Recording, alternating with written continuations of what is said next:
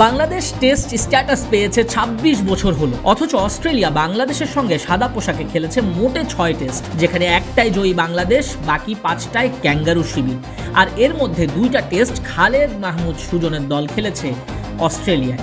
Darwin আর কেয়ার্নসে সেই ২৩ বছর আগের জেনারেশন সুযোগ পেয়েছে ঠিক, কিন্তু সাকিব তামিমরা পুড়েছেন আক্ষেপে।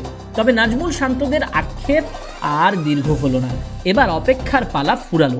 অস্ট্রেলিয়ার বিপক্ষে টেস্ট সিরিজে কি লক্ষ্য শান্ত? জয়, ড্র নাকি সম্মান আদায়? খোলাসা করলেন টাইগার ক্যাপ্টেন।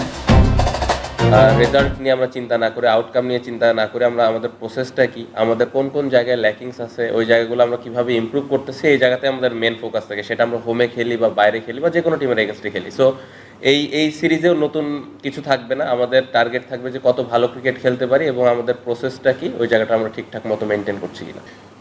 কন্ডিশনটা আসলে এত দূর থেকে আসলে মানে আইডিয়া করাটা কঠিন। আইসিসি টেস্ট র্যাঙ্কিংয়ে বাংলাদেশের অবস্থান ৯, তবে টেস্ট চ্যাম্পিয়নশিপের ২০২৫-২৭ চক্রে বাংলাদেশ টপ 4 টিমের মধ্যে। শান্তদের নিচে Sri Lanka, West Indies, England, Pakistan. তাই তো প্যাট কামিন্সের নেতৃত্বে শক্তিশালী দল গঠনে মনোযোগ দিয়েছে ক্যাঙ্গারুরা, যেখানে Steve Smith, Starc, Travis Head সহ বাঘা বাঘা সব ক্রিকেটার অপেক্ষা করছেন শান্তর দলকে চ্যালেঞ্জ জানাতে তাদেরই মাটিতে।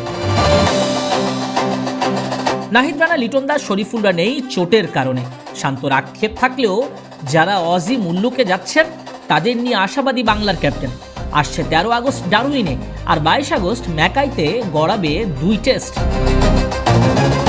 ২৩ বছর আগে। সো আমার মনে হয় যে কন্ডিশনটা আমরা ওখানে যাওয়ার পরেই আসলে অ্যাডাপ্ট করার চেষ্টা করব। যেরকম কন্ডিশনই থাকুক মানায় নিতে হবে আমাদের অ্যাজ এ প্লেয়ার হিসেবে। সো আমি বিশ্বাস করি যে টেস্ট টিমটা এক্সপেরিয়েন্সড, স্পেশালি ব্যাটিংয়ের দিক দিয়ে, বোলিংটাও ভালো হচ্ছে। সো আমরা যদি কন্ডিশনটা অ্যাডাপ্ট করতে পারি তাহলে আমার মনে হয় যে আমরা ভালো ক্রিকেট খেলতে পারবো। অবশ্যই যখন ওদের স্কোয়াডটা দেখেছে, এটা পার্সোনালি আমার কাছে খুব ভালো লেগেছে।